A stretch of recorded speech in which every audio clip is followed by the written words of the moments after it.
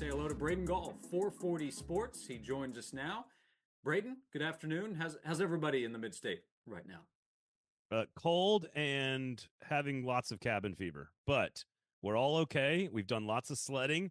All 10 fingers and toes are still intact on the children. Dad hasn't hurt himself yet going down the hills. So far, so good, boys. How are we? We're good.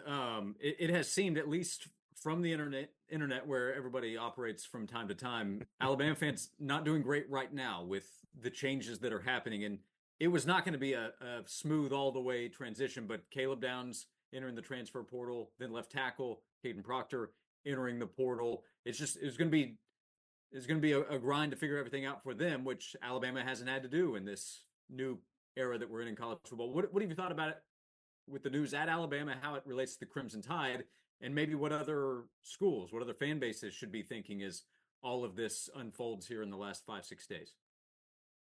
Well, I think there's a couple different things here. Like, one is big picture, long term, is Kalen DeBoer the right answer? And I think he checks about every box you can possibly check, other than sort of like, hey, he's not ever really recruited. He doesn't know the high school football coaches in the Southeast, for example. But like, Alabama's got quite a large infrastructure that he just needs to plug himself into, and he needs to sort of be humble enough to acknowledge what he doesn't know. And from what I understand about him, he is extremely attention to detail oriented, very thoughtful, and a great listener. And he actually is very much Nick Saban. I think he checks a lot of boxes. Offense is elite, winning everywhere he's been. And from what I understand, Washington, one of the most modern programs in the Pac-12, if not the most modern program in the Pac-12, with Oregon, from an NIL collective infrastructure standpoint on the back end, they're going to be one of the best roster management schools going into the Big Ten, which means, to me, that's a reflection of the head coach. Alabama, a little bit behind in that category, ironically, in the SEC. So I think DeBoer actually pushes them forward in that category. So this is what happens when you change coaches, and when the greatest of all time retires, you have to expect some level of roster churn. Ole Miss didn't lose its quarterback or its head coach and is paying lots of money to everybody, and they lost their star running back. So I think this is part of the game now. So I don't think, honestly, if I'm an Alabama fan, like, yeah, it sucks that Caleb Downs is probably going to play at Georgia, but like, honestly, if you get the right coach, it does it, and he succeeds after Nick Saban, like, that's all that matters. And so there's other programs, and I think this is connected to what DeBoer did at Washington. Georgia, what do these programs have in common that are getting these players? Georgia, Texas A&M, Ole Miss, Missouri, Oregon, Ohio State. What do these teams have in common? High level NIL collective infrastructure with support staff and back end build out. And so that if you're not doing that well right now, that's you're going to lose players. So you got to build it. And Alabama's going to have to do that with DeBoer. Auburn's struggling with it right now with all their turmoil. Florida's working on it, but the two Texas schools, Missouri, Ole Miss, Georgia, they're the ones that have done it the best so far. Tennessee did it very well out of the gate. They kind of need to evolve as well. So it's they've been pretty solid, but that's what the name of the game is now, is roster management. There's a big celebration, Braden, when Nick Saban retired. If you were not an Alabama fan, because there's anticipation they're going to take a huge step back. They will take a step back, but how much of a step back do you think Alabama takes? It seems like the board's making some really good hires, but then you have some of the players on that roster, and they're too deep, leaving too. So 2024, what type of step back do you think Alabama will make? I mean, it's I didn't even mention the big boy moves he made from a, checking the boxes kind of thing. To your point, like, those are big boy staff changes. And you got a quarterback who finished sixth in the Heisman Trophy, who got better as the year went along as a first-year starter. He's back. You've got a coach who's one of the best offensive minds in all of college football, with a coordinator, Ryan Grubb, he's hiring, who just does absolutely brilliantly fun stuff to watch. Like, if you watch Washington, study their offense, they are just they're a joy to watch from like a football nerd standpoint. So they're going to be better on offense. I think they have a top 5 roster in college football. The schedule is harder because the SEC is harder. And so getting into the SEC championship game might be harder, but 10-2 and making the playoff is probably, unfortunately for Kalen DeBoer, the expectation for Alabama right away. I mean, this is not a rebuild, right? Like, this is not a guy who's taking over from a program that wasn't just recently SEC champion and one play away from the national title game in the Rose Bowl. So There's work to be done, plenty of it, but they're a good football team, and they are going to be. And I would argue they were an average play calling team last year. I think Tommy Reese, and then whether it was T. Rob or whether it was Kevin Steele, whoever it was on any given Saturday calling plays for them on defense, that was an average to below average combination of play callers. They now have Ryan Grubb or Kalen DeBoer, along with Kane Womack, who is the South Alabama coach, who, from an analytics standpoint, is one of the best defensive minds in the group of five, taking a huge pay raise, but a technical demotion to go from head coach to defensive coordinator. They're one of the best combinations of play callers in the conference now. So, again, I agree they take a slight step back. They're not going to be as good as Nick Saban. That's impossible. But is it going to be far? I don't think so. I still think they're one of the three best teams in the conference next year. Probably too early, Braden Gall, 440 Sports, for this, because rosters are still being put together, and I guess coaching staffs in some ways. But how do you think the tier structure will look like in the SEC? Georgia's going to lead off that conversation, but Texas is coming in and is a playoff team. But Alabama, then that group of Ole Miss, Missouri, Tennessee, LSU, Oklahoma. How's the tier structure, do you think, going to look heading into next year in the SEC? Yeah, I mean, I think you nailed it. I think was I close to the order there? Yeah, pretty close. I think the top three are Georgia, Alabama, Texas, and now I'd probably flip Texas and Alabama.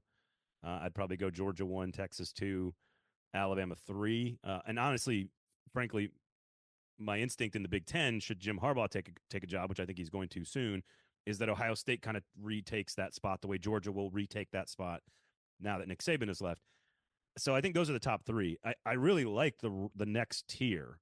And it's Ole Miss, Missouri, Tennessee, LSU, Oklahoma, and I think you may be able to throw Texas A&M in there, possibly, depending on what happens from a roster standpoint, the quarterback situation.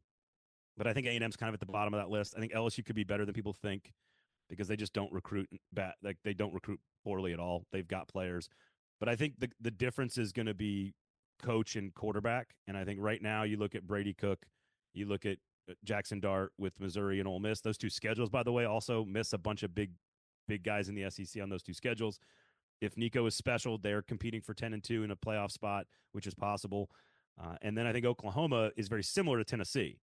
And of course, they play each other in the first SEC game. But Jackson Arnold, by all accounts, is viewed by Oklahoma people the same way Tennessee people view Nico, which is this is the best quarterback prospect to come onto campus in Norman, Oklahoma, since way before Baker Mayfield, Kyler Murray, and any of those guys. Like the Oklahoma fans view Jackson Arnold as a 5-star, can't miss, heir apparent, as good as Sam Bradford kind of thing, and which is how Tennessee people view Nico. So defensively, is Oklahoma a little bit better than Tennessee? Maybe. Is Tennessee a little bit better offensively along the offensive line? Absolutely.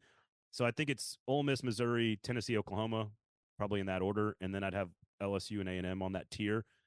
But what do all these people have in common? All these teams have in common? They all have potentially great quarterback play. And it's going to be a fun year if we've got 9 teams competing for 2 spots in the SEC championship game and 12 playoff spots, and they all have great quarterback play with some really brilliant offensive minds running these teams. That to me is going to make for great football in 24. I mean, Swain and I have talked about these fan bases are probably all having the same conversation. One conversation is, hey, look at what's going on in Alabama. Maybe laughing a little too hard, but enjoying their whatever that's happening. But also saying, hey, let's go compete because there are more spots available when we talk about the playoffs. So Missouri fans, Tennessee fans, Oklahoma, these schools we just named, fan bases are having a lot of the same conversations, which once we get past a lot of the portal talk should create a lot of fun for 2024 on the field conversation.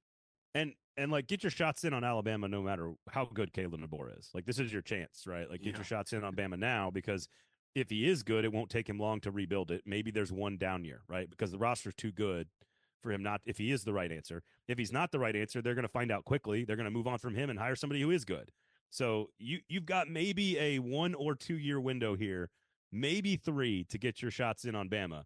And after that, it's either going to be DeBoer's good enough to be the heir apparent to Nick Saban, or they're going to go hire somebody who is. And so this is your window here.